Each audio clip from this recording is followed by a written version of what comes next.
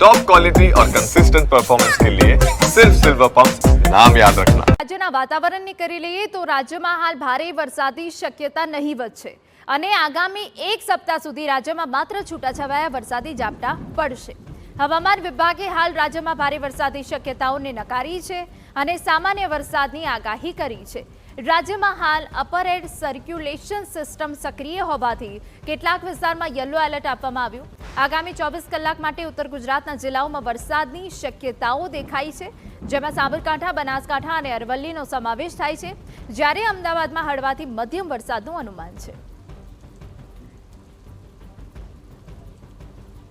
Light to moderate rain expected है गुजरात में, जिसमें scattered to fairly wide spread distribution की उम्मीद है।